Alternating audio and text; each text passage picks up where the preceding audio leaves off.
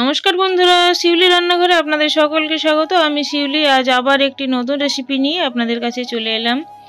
পিঠে তো আপনারা অনেক রকম খেয়েছেন, আর মুড়ি দিয়ে একবার পিঠে বানিয়ে খেয়ে দেখুন কতটা নরম তুলতুলে হয়। না খেয়ে দেখলে বুঝতে পারবেন না। চলুন দেখে নিন কীভাবে বানায়।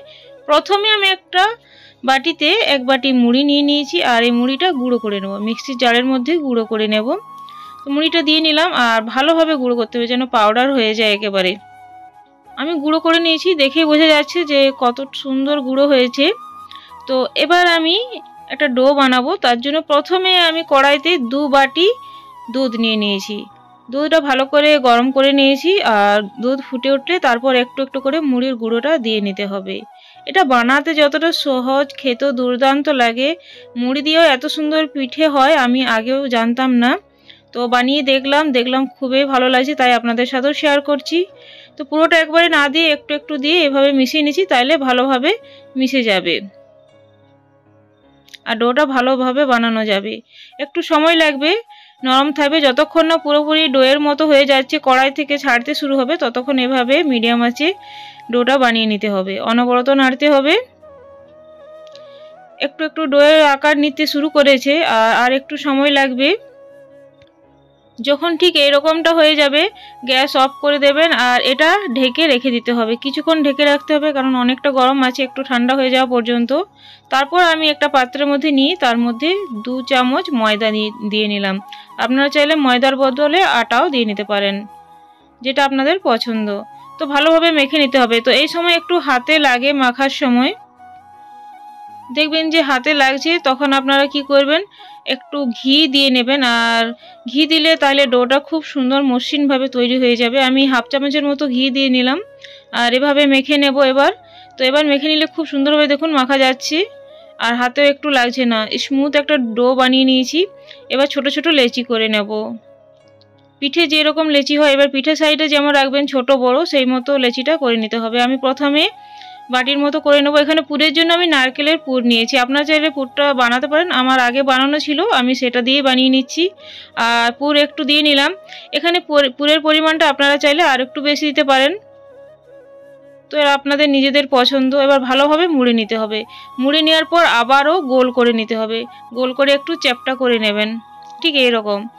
তারপর এটা আমি ছুরির সাহায্যে করছি। এটা কাঁটা চামচ কিংবা এমনি নর্মাল চামচ দিয়েও করতে পারেন, যে কোনো চামচ দিয়েও হবে। তো দেখুন কিভাবে করছি। দাগ কেটে নিচ্ছি 4 সাইডে, এরকম চৌকাভাবে দাগ কাটার পর একটা পাপড়ির মতো 4 সাইডে করে নেব। এরকম পাপড়ি হবে,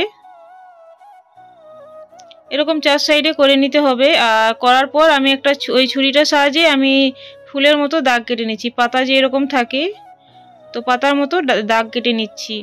বানাতে খুবই সহজ, তবে একটু মন দিয়ে দেখতে হবে। ভিডিওটা স্কিপ না করে পুরোটাই দেখতে হবে, তাহলে বুঝতে পারবেন ঠিক কীরকম ভাবে হচ্ছে।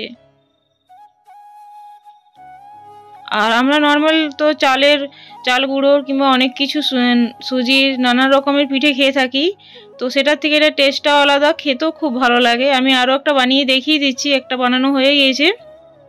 আমার চ্যানেলে অনেক রকম পিঠের রেসিপি দেওয়া আছে, আপনারা চাইলে গিয়ে সেগুলো দেখতে পারেন।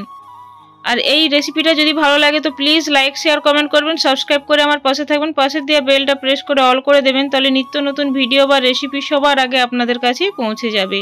পুরনো বন্ধুদেরকে অনেক অনেক ধন্যবাদ। নতুন বন্ধুরা প্লিজ একটু ভালো লাগলে চ্যানেলটিকে সাবস্ক্রাইব করে পাশে থাকবেন, এই অনুরোধ রইল। আর বেশি ভালো লাগলে প্রিয়জনদের মধ্যে শেয়ার করতে ভুলবেন না। আমি আরও একটা একইভাবে বানিয়ে নিচ্ছি। ঠিক একইভাবে এরকম ডিজাইনটা করে নিতে। এটা কোনো ছাঁচের প্রয়োজন হয় না, বাড়িতে থাকা জিনিস দিয়ে এই ডিজাইনটা তোলা যাবে। কত সুন্দর ডিজাইন হচ্ছে। আর এটা বানানোর পর কেউ বলতেই পারবে না যে মুড়ির পিঠে। খাওয়ার সময়ও বুঝতে পারা যাবে না, এত টেস্টি হয় এটা। আর তার জন্য মুড়িটা অবশ্যই দুধ দিয়ে আপনার ডোটা বানাবেন, তাহলে টেস্টটা বেশি ভালো আসে। তো আমি একই রকমভাবে সব পিঠেগুলো বানিয়ে নিলাম। এবার এই পিঠেটা ভাপিয়ে নেব।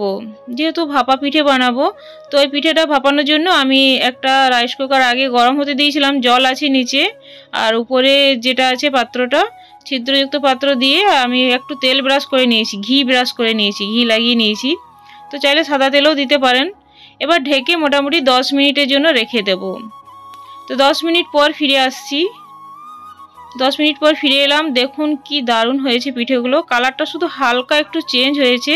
এটা একটু ঠান্ডা হওয়ার পর আমি একটা প্লেটের মধ্যে পরিবেশন করে নেব। দেখুন দুর্দান্ত হয়েছে, দেখতেও সুন্দর, খেতেও দুর্দান্ত। আজ তাহলে আসছি বন্ধুরা, পরে একটি নতুন ভিডিও বা রেসিপি নিয়ে আপনাদের সাথে আবার দেখা হবে। ধন্যবাদ ধৈর্য ধরে আমার এই ভিডিওটা দেখার জন্য। Thanks for watching.